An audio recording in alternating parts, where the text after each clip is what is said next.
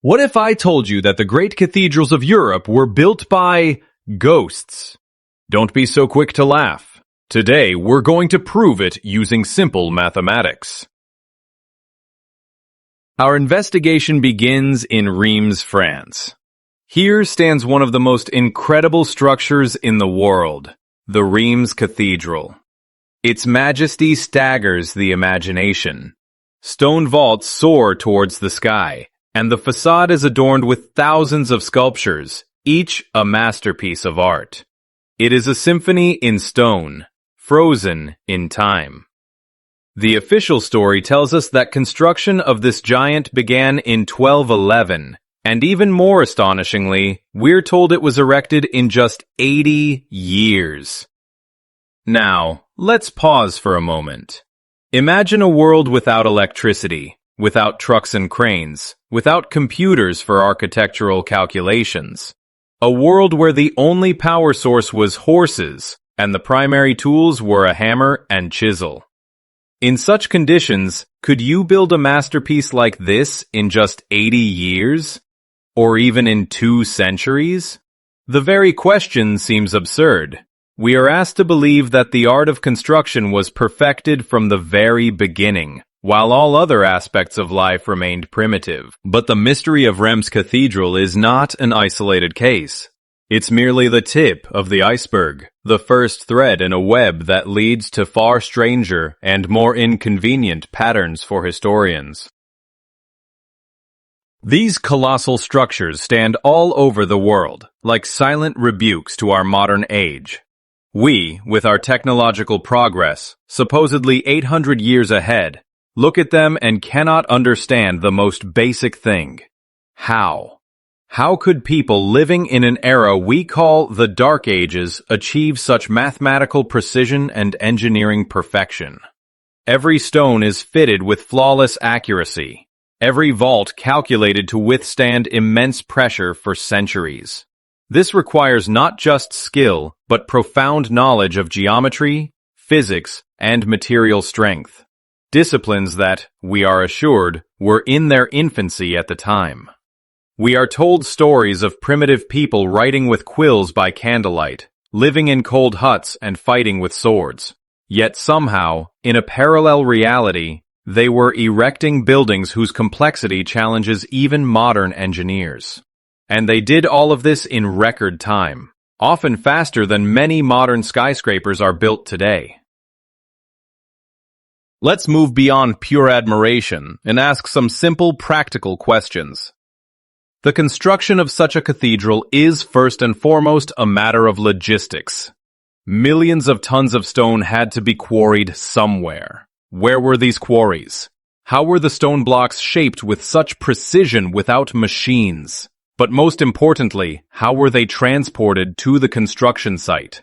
Without a network of railways, without powerful trucks, moving even a single multi-ton block becomes a monumental operation, and hundreds of thousands of them were needed.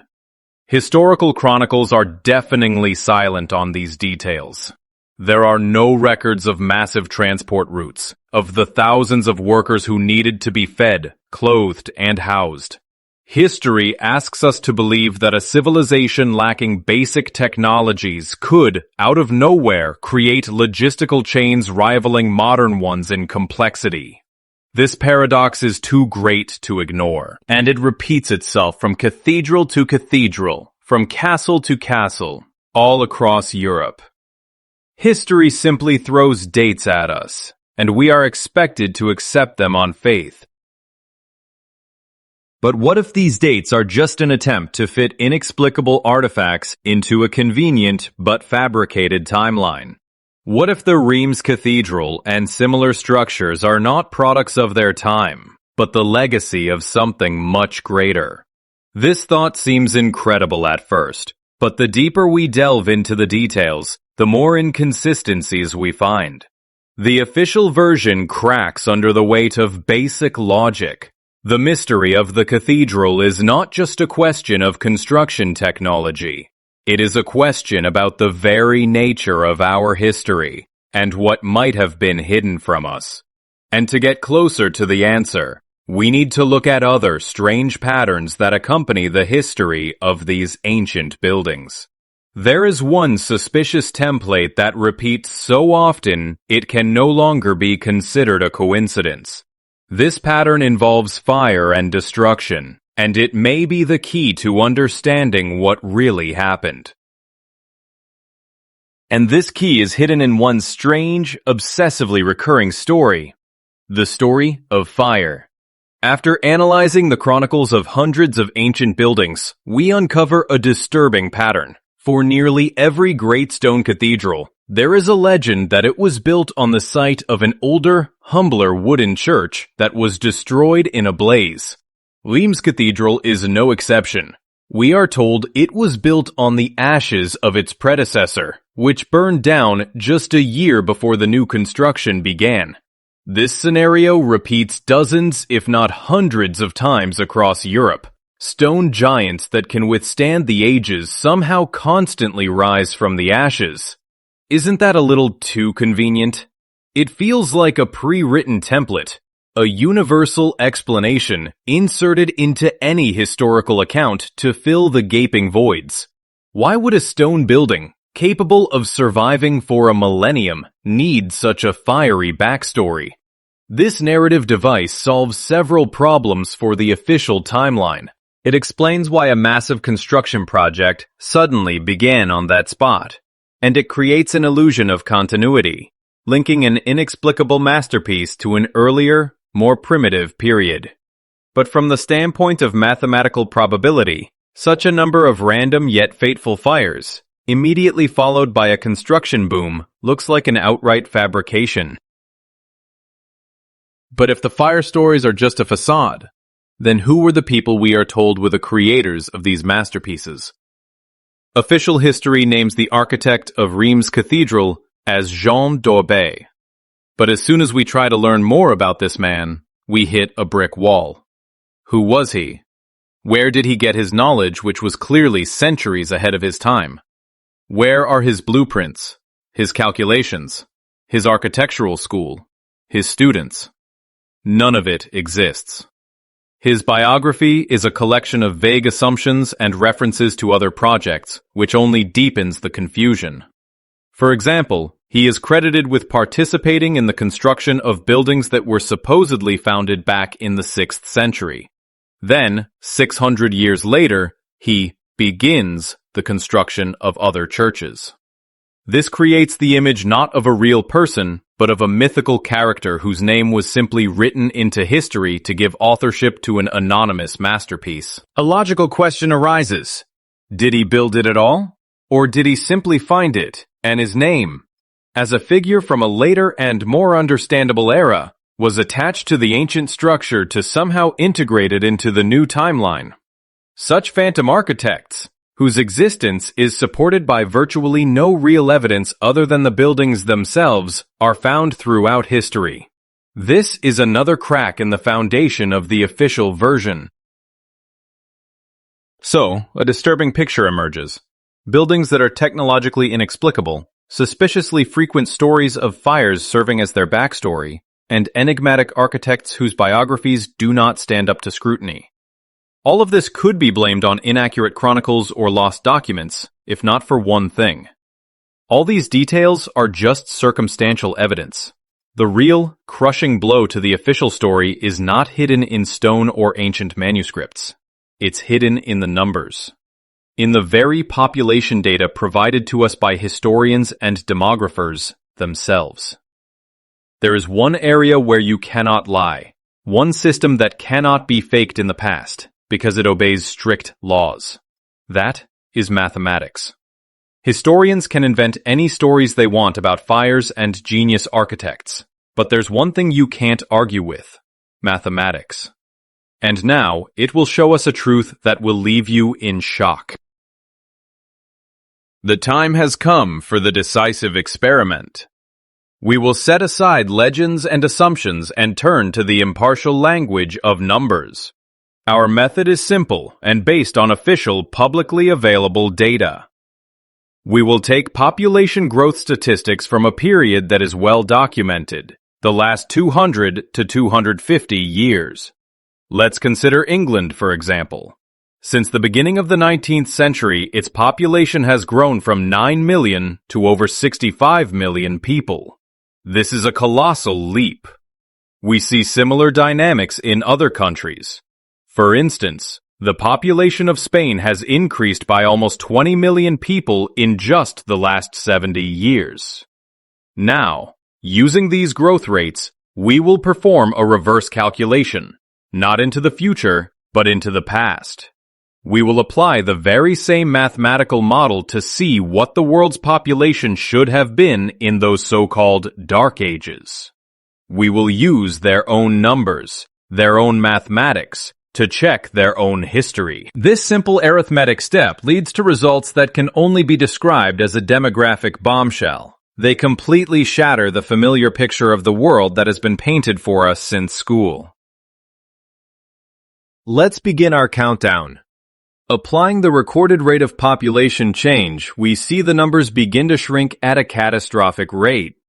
If we rewind time just 100 years from today, to the beginning of the 20th century, the world's population is no longer in the billions. But that's just the start. Moving further back into history, we cross critical thresholds. By 1886, according to our calculations, the entire planet would have had only about 928 million people. By 1817, just over 200 years ago, that figure drops to 314 million. This is already several times less than what official sources tell us, but we continue. By 1748, only 106 million people remain on the entire Earth. Imagine, that's the population of modern-day Japan, spread across all continents. And now, let's take a truly massive step back. The year 1610. According to our mathematical model, based on official growth rates, the world's population at that time would have been just 11.8 million people. That's fewer than live in Moscow alone today. And this is during an era when, we are told, the great geographical discoveries were in full swing, empires were being built, and large-scale wars were being fought. But the most devastating blow from our mathematics lands on the very era with which we began our investigation. We are approaching the 1200s, the time when the foundations of the greatest Gothic cathedrals, including Rhodes, were supposedly being laid. Continuing our calculations with the same relentless logic, we arrive at a shocking, unthinkable result. At the very moment when, according to historians, thousands upon thousands of people across Europe were enthusiastically building stone masterpieces, the entire population of planet Earth would have been about 18,700 people. Let me repeat that. 18,700 people on the entire planet. That is the population of a small provincial town or a modern residential complex. And this is where the official story collides with mathematics and shatters into pieces. We are told that hundreds of architectural marvels were being erected around the world at this time. But who built them? If the entire planet had fewer people than attend a single football match today? Who quarried and moved millions of tons of stone? Who developed the complex architectural plans? Who fed these builders? Mathematics gives a clear answer. It's impossible. The historical version, which claims that a virtually non-existent population was more advanced in construction than we are today, collapses under the pressure of a simple arithmetic calculation. If the people of that time could not have physically built this, then the main and most important question arises: who did? Mathematics has destroyed the alibi of official history. It has shown us that in the 13th century, there was simply no one to build the cathedrals. This conclusion, however shocking, leaves us with only one logical alternative. If these buildings were not built by the people of that time, then they were built by someone else, long before them. The answer, as radical as it may seem, is that we are dealing with the legacy of a previous, far more advanced global civilization. The people of the Middle Ages and subsequent eras did not build these masterpieces from scratch. They found them, inhabited them, and perhaps tried to repair them. Ancient daguerreotypes and photographs from the mid-19th century serve as silent witnesses to this version.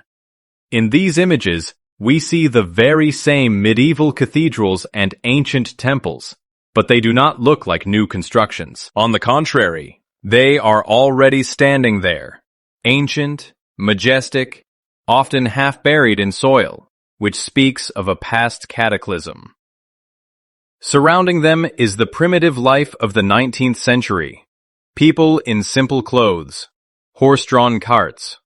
The contrast between the technological level of the people in the photos and the architectural perfection of the buildings is staggering. These are not photographs of construction.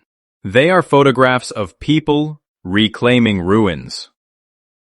We are looking at a world recovering from something global, and these buildings are the silent artifacts of a bygone era, one that would later be called Tartaria or given another name. But if this is the legacy of a single civilization, it must have common features, a recognizable signature left by the real builders. And it does. All over the world, from Europe to Asia, we find the same symbols on the facades of these ancient buildings.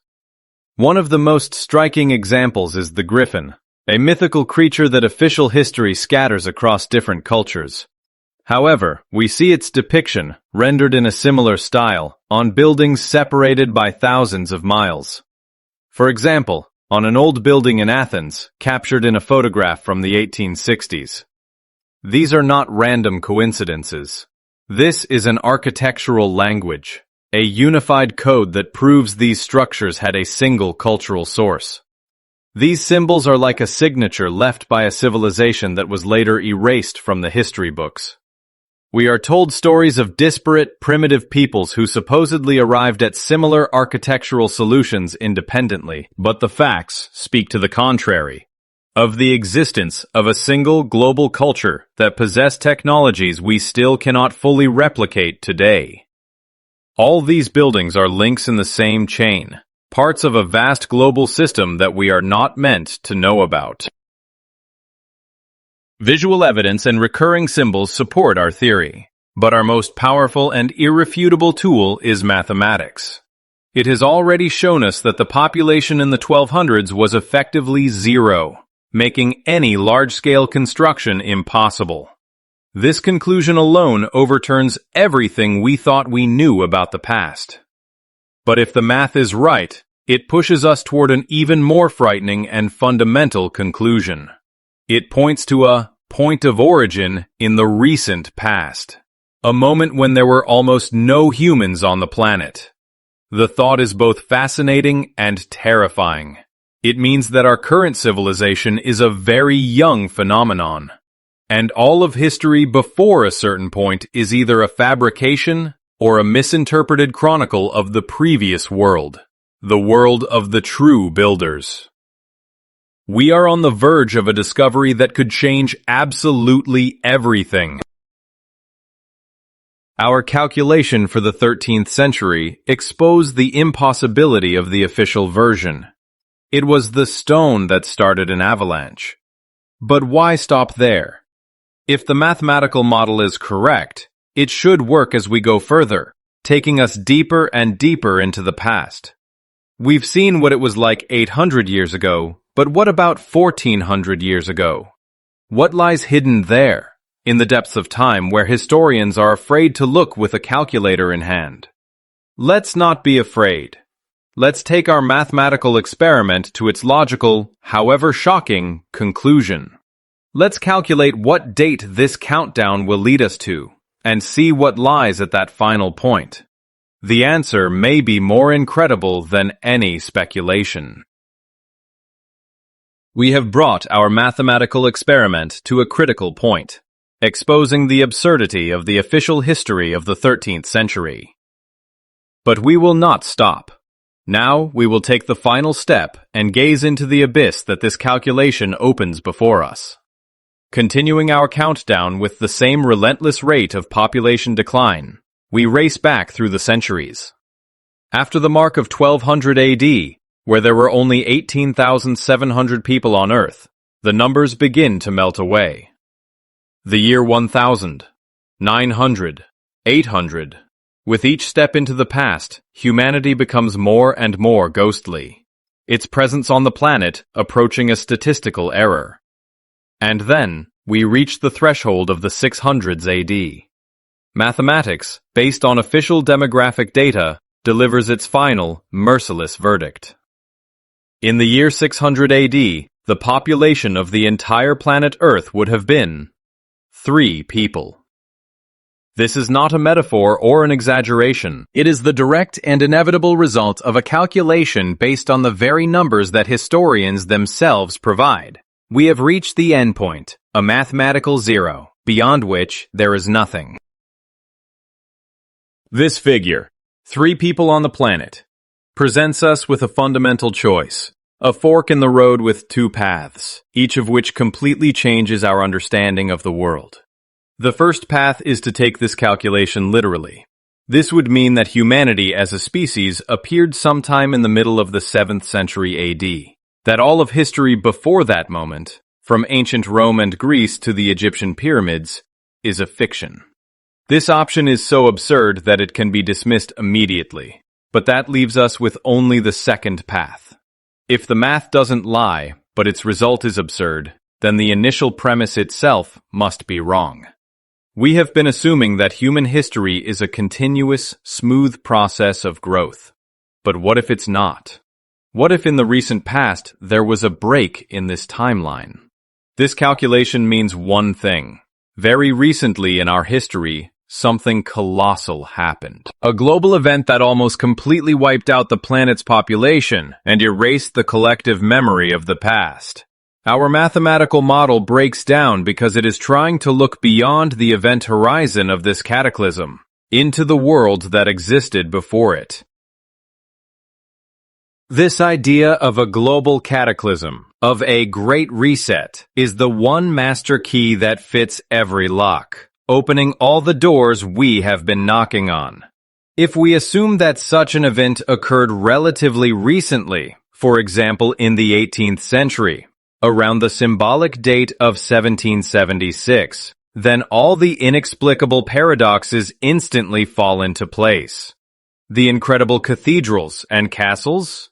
They are not constructions of the Dark Ages, but the surviving heritage of a highly developed pre-cataclysm civilization. The lost construction technologies? They weren't lost in antiquity. They disappeared along with the world of their creators during the reset. The population mystery. The rapid population growth of the 19th and 20th centuries isn't a continuation of an ancient trend, but a demographic explosion of survivors, rebuilding their numbers from nearly zero. And the entire official history that we know is a chronicle written after the disaster. A chronicle designed to explain the new world and to incorporate the incomprehensible ruins of the past, labeling them as primitive medieval buildings and inventing vague legends of phantom builders for them.